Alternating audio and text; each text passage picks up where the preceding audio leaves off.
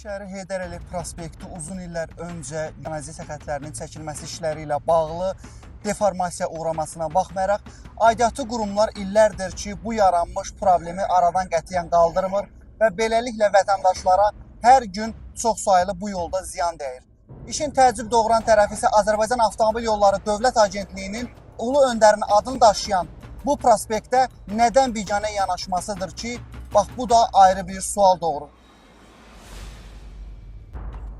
Şirvan şəhərində Ulu Öndər Heydər Əliyevin adını daşıyan prospektin uzun müddətdir baxımsız qalması sürücülərin ciddi narazılığına səbəb olub.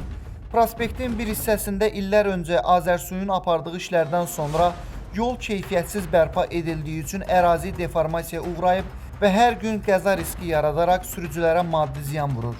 Sakinlər sual edir ki, niyə Azərbaycan Avtomobil Yolları Dövlət Agentliyi bu problemi aradan qaldırmır? Bundan əlavə Şirvan-Sabirabad yolunda da çala-çuxurlar və ciddi aşırımlar var. Tez-tez sözügedən ərazidə qəzalar baş verir və yaxın zamanda isə ölümlə nəticələnən qəza hadisəsi də baş vermişdi.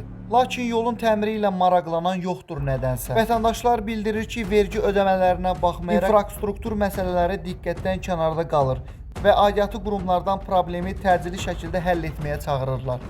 Məsələ ilə bağlı qarşı tərəfində mövqeyini işıqlandırmağa hazırıq.